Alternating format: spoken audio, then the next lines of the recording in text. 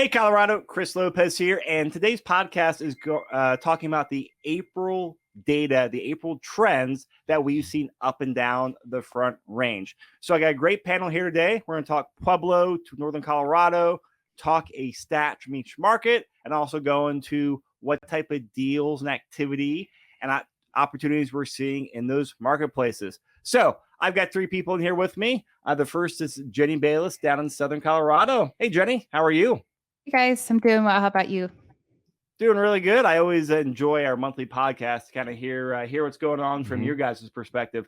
Going up I-25 is Preston Newberry here in Denver. Hey, Hello, Chris. Preston. How's it going, man? Thanks for having me back. I'm excited to kind of talk about what's going on in the market and see what, if anything, has changed since the last time we chatted. I know.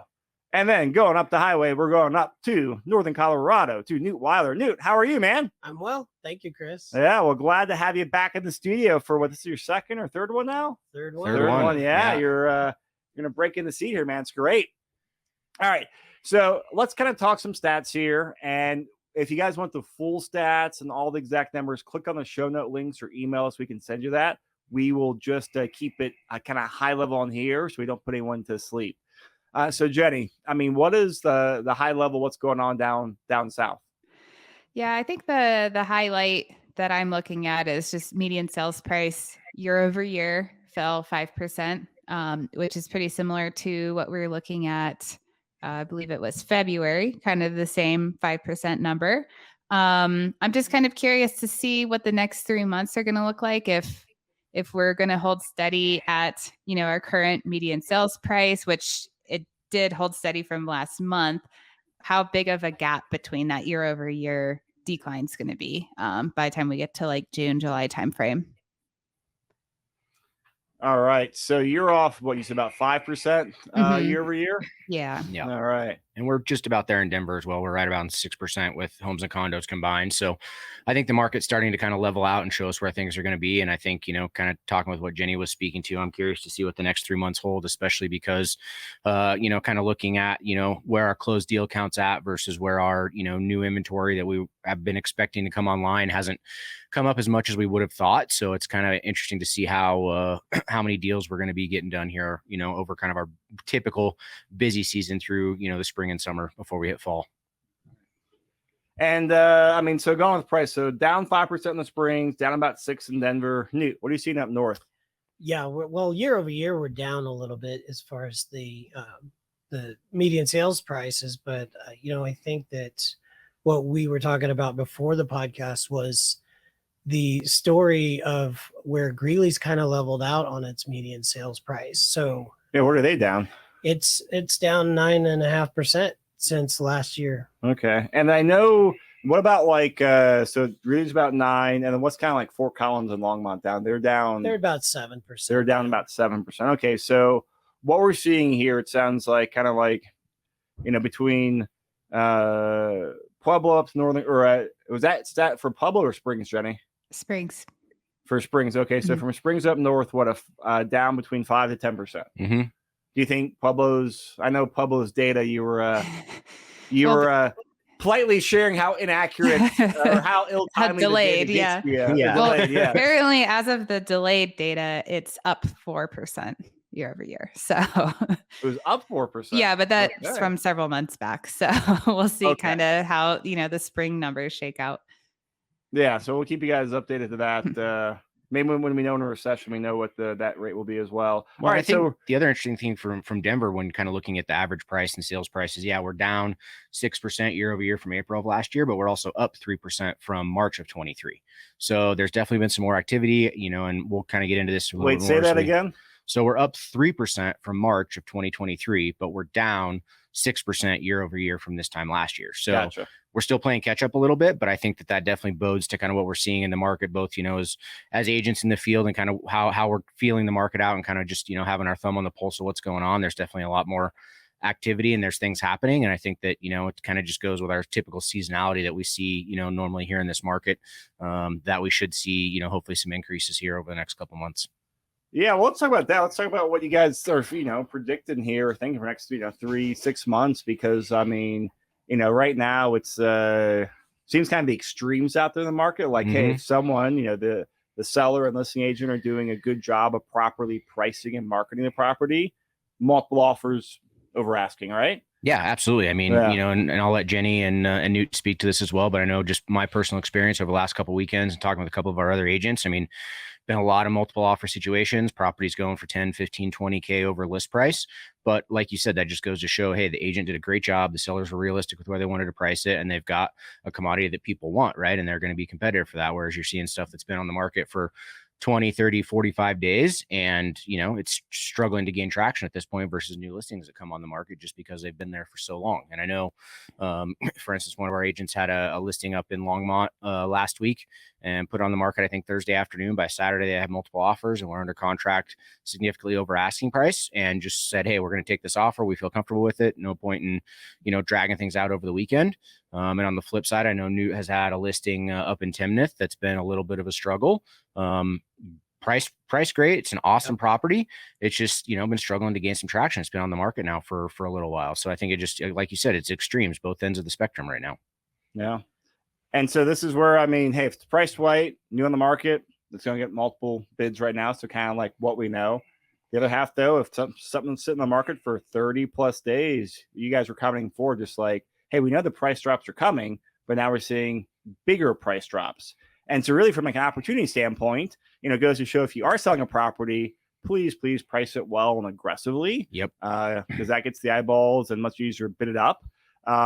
But if you're out there looking for deals or want to shave off a few bucks because those deals are out there now, look for stuff that's stale in the market. Like that's where the seller is usually starting to get, you know, little pissed off and sweating things. Yeah. And the other thing too, I mean, just from the agent side of things, right? If we start getting feedback from people and start seeing offers that are below where the property is listed at, it gives us some ammunition to go back to our clients and say, hey, this is what the market's telling us, right? Like originally we thought maybe, hey, this is where we would be or whatever.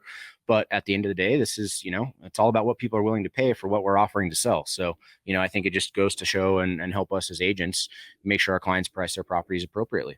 Yeah, the last couple properties that I've gotten under contract for clients, basically they've been listed for at least a week. We went 10K under on each and settled at 5 in both cases for the last couple month or so. So I thought that was kind of interesting. Yeah, that really is. Mm-hmm. All right, so we have some, you know, median prices are down, and so based on what you guys are seeing out there, I mean, are prices going to drop a lot more, or is this kind of like the bottom, the flat, and it stays flat, starts going up a little bit? Any bold predictions out here? I was going to say, don't hold me to it, but I think that we've definitely kind of hit a, you know, plateau as far as where things are at right now. And I think with the seasonality and where the market's at and kind of just what we're seeing, that we're seeing a lot more ability to negotiate with sellers, and maybe not so much on actual list price, but everything else that goes into putting those deals together, whether it's seller concessions or inspections or things like that. So I think that we're definitely kind of hitting that point in the market where I'm hopeful that this is kind of the bottom of it. And this is where things will kind of plateau and stay for the next couple of months as we move through summer. I would agree with that. I think that the plateau makes sense because I'm actually seeing the buyer's agents too are also far more confident in asking for seller concessions to buy down those rates or whatever it is up there. But yeah, I'm seeing that up north too. Cool.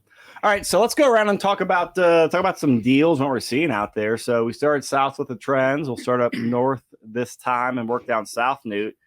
And so, you know, I think talking about Greeley, I mean, it's most interesting to, at least to me, and probably a lot of our audience out there, since that's, you know, kind of the best base for rentals out there. So we've seen prices drop about, you know, just about under 10% now. Mm-hmm. And you're also telling me earlier about, you know, an interesting seasonal trend right now with the college turnover over there. So can you talk about the market and kind of like an opportunity you're seeing up there now? Yeah, it's interesting. So right around UNC, which is in Greeley, there's a lot of rentals. And I'm seeing that a lot of those are actually coming up on the market again. So for whatever reason, those sellers are deciding to move on and those are up for grabs. So it's a good opportunity right there in Greeley. And what's kind of the general just price point and rent you're seeing on those? So if it's a home that's, say, was built in the 20s or 30s, which a lot of those around the campus were, or 40s, you're going to see that they're probably around anywhere from $350,000 to $500,000 if it's just a rent by room situation.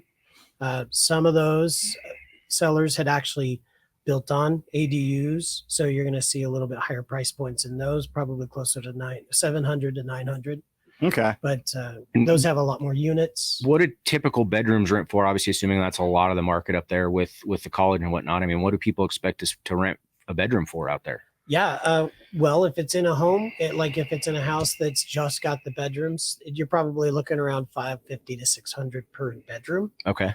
And if it's say like a 1-bedroom unit with their own space, you're probably looking around $750 to $800. Gotcha. Okay. Okay. A lot different than the Denver market. Oh yeah. Yeah. Yes. So I mean, if you've got what you're saying, so you have a 4 or 5 bedroom house, maybe what, $25 to $3,300 a month in gross rent. Yeah, 5, 6, 7 bedrooms. There's some big ones up there. Okay. So yeah, so that I find that really interesting. So maybe as you're seeing these deals, we can add 1 or 2 on our deals email list, because I know what'll happen. People say, "Hey, Chris, for this webinar, can you send me a spreadsheet?" And I'll be like, "Newt, send us a spreadsheet." So we're going to be preemptive on here. Yes. Cool. So yeah, if you guys don't know about us, since the podcast, about every Friday we send out, every Thursday or Friday we send out an email with a deal to a couple deals that we have seen around town. Some are our investors, some are our network, some are properties recently seen. So if you guys want to see that, all up on the front range, house hacks, investments to room by room stuff. It's just kind of what we're seeing that week. Join that email list, and you can go to the website, or it'll be in the link in the show notes as well.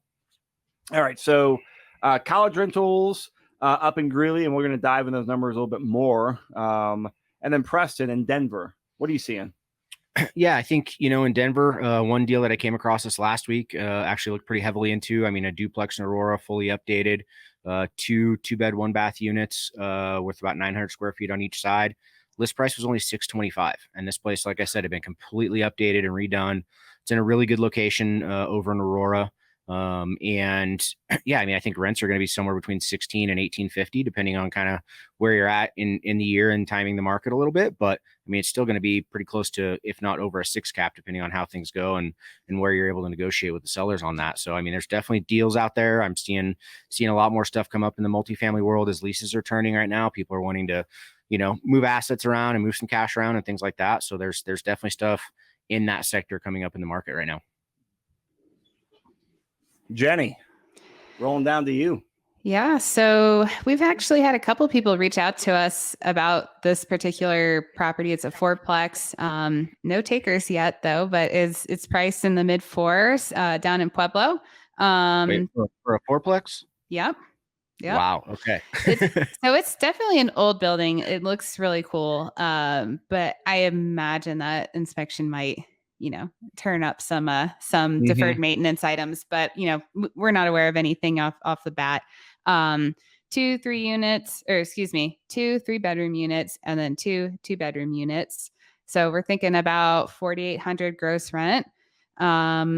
So yeah, just kind of baking in, contingencies, assuming you do a bill back on utilities. We're looking at over an 8 cap down here. So that's pretty impressive, Jenny. Yeah, we don't see that too often. So, I'm sure there's more to this story. I'm sure that there's, like I said, some deferred maintenance that might bring that down. But yeah, definitely worth exploring in my opinion. So what's kind of like the median or average price point and cap rate for 4-plexes down there in Pueblo? Yeah, in Pueblo. I mean, I would say 6 is usually what we see. In the $500,000 to $600,000 range is pretty typical. Okay, so this is in the bottom 20, yeah, or this is in the lower. Okay, yeah. So I think it was it's like a $600,000 4-plex. What's the rough cap rate on there? About 6%. Is kind of what we're seeing. So, assuming, yeah. So I'm sure that this one has some work involved to it, but someone go under contract and get an inspection report. Yeah. I always, because these properties, they're always so fun to dig into, because I mean, a lot of times they are junk. But But then, like, I don't know what percent of you guys may have a better rule of thumb than I do, but like, hey, what a lot of junk, you still chase it down. But then they're like, wow, this is just like, there's always that diamond in the rough. yeah, you this know? is actually not that Yeah. bad. This actually looks way worse, or this section, it's not a big deal or whatever. And it's like, wow, this is like, and then, hey, this is like one of the best deals of the year. Yep. So I mean, I'd be really curious. This property is always fun to dig in. There's a good story one way or the other. Exactly. It's either a really Yeah. good outcome or really good. Oh my gosh, you should have seen this property. See, yeah. Chris, Yeah. you should spend the $500 and get it inspected and tell us all what comes of it. Oh, is that the way it's gonna work? That would be a fun like experiment. It would to be, do. yeah. All right, Field so trip to Pueblo. driving. Let's We'll go. hop in the back of your truck. Yep. Cool. So I actually want to run something by you guys because, and we're seeing deals out there, and something that we're seeing more investors do is selling properties. Mhm. And so I'm always I always have trained myself this, and we do a lot of our clients this as well. Anytime you refinance a property or release a property, you're essentially kind of repurchasing it. Not truly repurchasing it, but you're repurchasing it for a year, investing more money into there. So in my properties, the back tenant went out, the front tenant just moved out. So I'm doing the analysis on here. And I'm like, wow, maybe I should just, I was not planning on selling it, but now I'm considering selling it. Even though I still have, I bought this property 2 years ago, 15% down. Mhm. It's probably about $80,000 all in. It's a pretty unique property as well. Yeah. Yep. It's probably gone up $75,000 to $90,000 in value. I'm guessing. It's like, hey, I could, sell it, transaction costs, all that, just about double my money or just under it on there. I'm like, I may just do that because I'm reanalyzing. I'm like, wow, this is a property that's just, that I've had some headaches with. Mhm. And also I'm just like, as I'm trying to kind of train my brand into like what do the lawn Welshes do? And these, these great is one of the things I've noticed from like the Lawns and Terrence Doyle's and all these other like super successful investors from all the videos and podcasts is that the speed they move deals around. So I'm like, oh, You can't get attached, right? yeah. I'm like, I got my bracelet. What would Lon do in this situation, right? Yeah. And I'm like, wow, I do the numbers and Lon would sell this and do this. And so it's been like a paradigm shift for me. And we've been looking at that. And this is like my highest leverage property. I'm still like a 25% ish, or 75% LTV on still highly leveraged. But I'm like, wow, all these things, and I could sell it and probably put into investment that's going to like make a lot more money, or do a double the return on there. So when you guys are looking at this, I'm kind of curious if you guys have any input or thoughts your own. I was on a mastermind with some investor agents around town. One guy was like, you need to burn sage in there and keep it. I was like, all right, well, tell me why. Well, like, here's my numbers and here's my emotions. I mean, it's kind of interesting, right? We have these conversations with our clients all the time, every week. And now you got to sit yourself down in that same chair and have that reverse conversation about what do I do with this property? And I think, based on kind of what I know about it and where things are at right now and just kind of everything that's happening in the market, I mean, I think it probably makes sense to put it on the market and see what you can make happen with it, especially if it's not, if it's vacant right now and there's an opportunity and we're in a great timing wise in the market. I think it would absolutely be worthwhile to test the market and see what you can get out of it. It's always easier to list without the tenants. Oh yeah, no, this property actually make a great house act. Like it's a house with an ADU, and like a lot of people, like I got fascinated with ADUs and they sound really good, but at the same time a lot of headaches and they're just more unique about the property. So it just makes it harder to scale. I'm a very hands-off manager, so I don't feel like I'm doing like the best use of the property. But like, a house hacker or like a really hands-on, like self-managing landlord absolutely like rock the property. I just don't have the attention to detail to it. And so like I realized that about me as an investor. I also have this like little bit of feeling like I really love making sure like resources are utilized to their max. I'm like, wow, I'm kind of doing a mediocre job on managing this. Someone else, like you take like a Jeff White or one of those people, like, oh, he's going to utilize that to like its, maximum use, which is great for the property, great for Jeff, and ultimately like best for the tenants that live there. So I've got a little bit of that in my head as well. Yep. It's been an interesting, I don't know, it's been interesting going through it. For sure. Yeah, my opinion on that is like, if you're thinking about it, I probably would just go ahead and sell it. Like, numerically, you would probably argue if you just looked at the ROE on my portfolio, you would tell me to sell it and trade it up to some giant thing, which I don't have. And I have told you that. Yeah, I know. And I have zero intention of doing it because I have, like my properties, I've got them exactly to the point, well, most of them, I should say. There's some that are a work in progress, but I've got them to the point where they're just like well-oiled machines and I'm not going to touch them. But there are, occasionally properties will come in and out of my life, and I'm just like, yep, I don't like you. I'm going to sell you. Or, if someone wants to give me a really generous offer on something, like, everything's for sale, but everything has a price. Yeah. It's just how much effort do you want to put into absolutely optimizing what you don't know could happen. So like, yeah, I know what I have, I guess. I know, all the warts on my properties, but if I, what am I going to buy into? Like on paper, it might look great, but there might be something that is just horrendous, So I don't know. That's kind of my thought on it. But if you do have that inkling, like it's just not vibing with you, I would probably get rid of it if you have that equity to play with. So I like, I mean, you're talking kind of the gut reaction. And that's, like, man, the gut is a lot of times right. Yep. All right. Well, it sounds like if anybody's looking for a house with an ADU or a house hack, let me know. Yes. Got a listing coming up. Yep. Yes, actually, no, it's the numbers are really solid on the property. Like I said, just needs more of a hands-on operator. Yep. To help fine-tune the nuance. I think I handled a couple of the big ones out there already. So I think a lot of heavy lifting's already over. Now it's a good property. Just needs a better hands-on person. Cool. Let's see what else here. Oh, one other thing too. We've been doing some podcasts around here. 2 more current events. Probably should have said at the beginning. It is property tax time. We're recording this May 15th. I think between May 4th and June 8th, approximately, is when we get all the the assessor's office tells us, hey, here's the estimated increase in value in your property. And kind of what I've been hearing from investors and other agents is that majority are, that's about right. We've all been very happy about the appreciation. Now we can all bitch about it for a month or two. Like, oh, that's 35%. I'm like, okay, actually, that's right. Yeah, but like 40%. How much is that HELOC worth in your bank right now that you took out on your investment property? So, like, I mean, look at those, and it sounds like, I mean, I'm actually sitting down and go through all mine this week. It sounds like, some people are definitely getting some, hey, wow, 10% are like very, probably like underestimated. Hey, just smile and be quiet about it. And I've heard it sounds like about 10 to 20% are probably really on the high side, and it's worth going out there and protesting it. So we have until I think June 8th to go out there and officially do it. And depending on each county is a little bit different. So but basically through June, depending on where you're at. So just keep an eye on those deadlines. Yeah, you should all get a postcard in the mail or just go to your assessor's website and on there, and they all have, you can basically do it online or through a postcard. And if you have any links or more stuff, emails, we're gathering all sorts of just data and this webinar and this feedback and this experience. Talk to this assessor person. So if you guys have anything, reach out to us. Happy to pass along information.